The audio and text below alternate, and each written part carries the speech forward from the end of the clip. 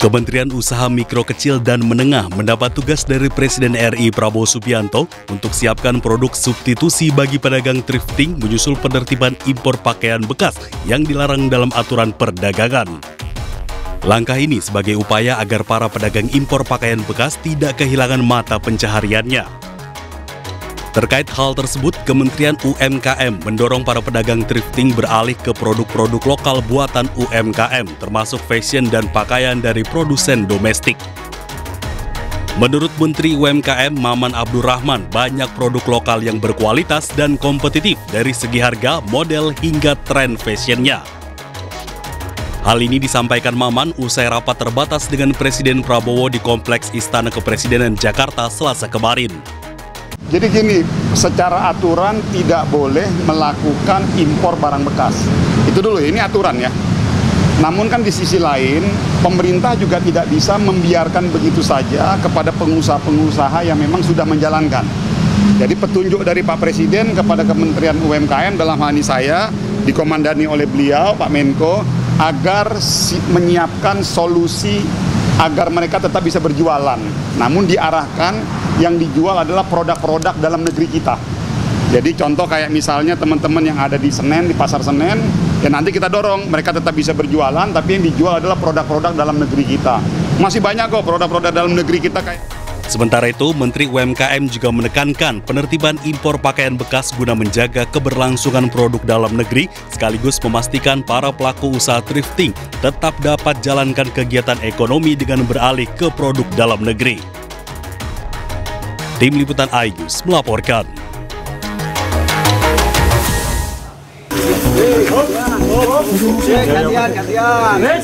Jenazah Nabila Yulian Desi, mahasiswi UIN Wali Songo Semarang yang hanyut di aliran sungai di Kendal, Jawa Tengah, akhirnya ditemukan pada Rabu malam. Warga dan tim SAR gabungan pun mengevakuasi korban ke RSUD Suwondo, Kendal. Jenazah Nabila ditemukan 10 km dari lokasi awal korban hanyut. Dengan ditemukan korban terakhir, maka 6 mahasiswa KKN UIN Wali Songo yang hanyut telah ditemukan semua.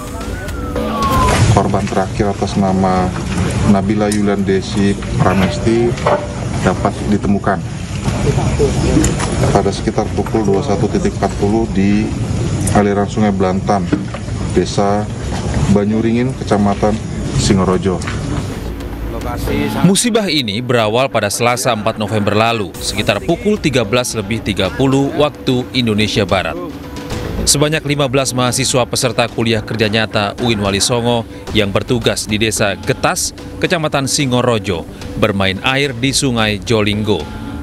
Sekitar setengah jam kemudian, debit air sungai tiba-tiba meningkat drastis akibat hujan deras di wilayah hulu.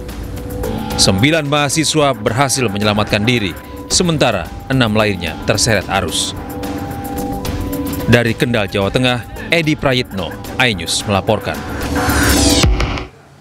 Pemirsa, Menteri Komunikasi dan Digital Mutia Hafid mengklaim telah menutup 2,4 juta situs judi online sepanjang Oktober hingga dengan 2 November. Komdigi juga telah melaporkan 23.604 rekening ke PPATK untuk ditindaklanjuti.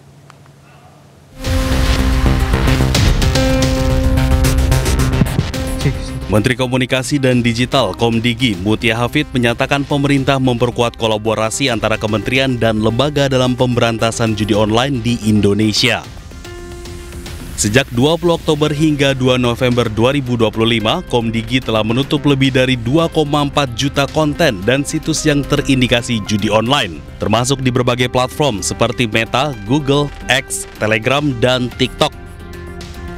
Per 20 Oktober 2024 sampai 2 November, kami juga selain melakukan takedown situs, kami mengirimkan 23.604 rekening ke PPATK untuk kemudian segera ditangani, karena kita memahami bukan hanya akses, tapi juga rekening itu menjadi lehernya. Artinya hingga saat ini kami semua dengan kolaborasi yang sangat kuat, tentunya di bawah arahan Bapak Presiden, telah terjadi penurunan sampai 57%. Baik Komdigi maupun PPATK memastikan langkah pemberantasan judi online terus diperkuat sebagai bentuk perlindungan terhadap masyarakat dari dampak sosial dan ekonomi.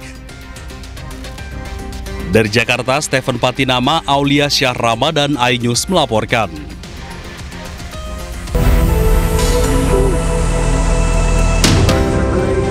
Topan Kalmaegi atau yang dikenal sebagai Topan Tino menurut warga lokal menerjang Pulau Cebu dalam hitungan jam. Jalanan berubah menjadi sungai deras hingga rumah-rumah terendam hingga atap. Mobil ikut terseret arus banjir dan bertumpuk pasca diterjang badai Kalmaegi. Gubernur Cebu menyatakan peristiwa ini sebagai bencana yang belum pernah terjadi sebelumnya hingga menghancurkan hampir seluruh bagian Pulau Cebu. Filipina dikenal sebagai negara paling rawan bencana dengan banyaknya badai tropis melintas setiap tahun. Kini badai Kalmaegi perlahan bergerak menuju Vietnam meski ancaman banjir dan hujan ekstrim masih menghantui Filipina.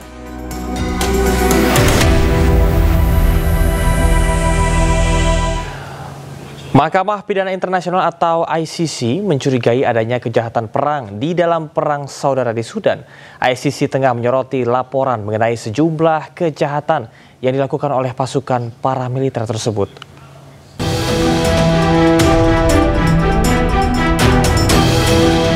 Perang saudara di Sudan mencatat tragedi baru. Setelah pasukan RSF merebut kendali atas kota El Fasher, Mahkamah Pidana Internasional atau ICC mencurigai adanya kejahatan perang. ICC memperingatkan situasi di El Fasher berhasil direbut RSF setelah pengepungan selama 18 bulan. Laporan sejumlah kejahatan pun diterima ICC dan tengah dalam penyelidikan. Jika laporan yang diterima terbukti benar, maka dikategorikan sebagai kejahatan perang dan kejahatan terhadap kemanusiaan berdasarkan Statua Roma. Menurut catatan dari Perserikatan Bangsa-Bangsa atau PBB, lebih dari 65.000 orang melarikan diri dari El Fasher. Namun, puluhan ribu lainnya masih terjebak dan sebagiannya tidak diketahui keberadaannya setelah melarikan diri. Bagi warga yang terjebak, mereka tidak memiliki akses terhadap makanan, air, ataupun bantuan medis. Akademisi Ubaidillah Badrun menuding Joko Widodo menikmati uang hasil korupsi proyek kereta cepat WUS.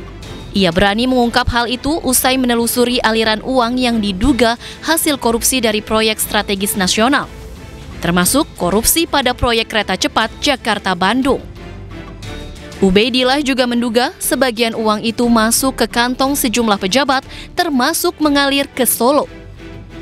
Cara seluruhnya, sepanjang kekuasaan Jokowi sampai awal Prabowo ini, itu menghabiskan sekitar 1.515 triliun. Saya telusuri di PPATK itu, ternyata yang dikorupsi dari 1.500 lebih itu sekitar 510 triliun. Jadi 36% dari proyek strategis nasional itu dikorupsi. Dan itu masuk ke semua pejabat. Diduga kuat juga masuk ke Solo. Jadi bayangkan 30. Di sisi lain, Ketua Umum Projo Budi Ari Setiadi yakin Joko Widodo membangun proyek kereta cepat untuk kemajuan rakyat Indonesia. Meski demikian, ia juga mendukung proses penegakan hukum jika terbukti ada korupsi di proyek ambisius tersebut. Permasalahan hukum silakan diproses hukum. Dan pihak-pihak yang bertanggung jawab harus bertanggung jawab. Tapi saya yakin 100% Pak Jokowi merencanakan dan mengeksekusi program BUS ini memang betul-betul untuk kemajuan Indonesia. Beban utang proyek kereta cepat yang mencapai 116 triliun rupiah membuat publik curiga ada dugaan korupsi di dalamnya. KPK pun mengaku sedang menelaah ada atau tidaknya korupsi dalam proyek kereta cepat tersebut. Tim Liputan iNews melaporkan.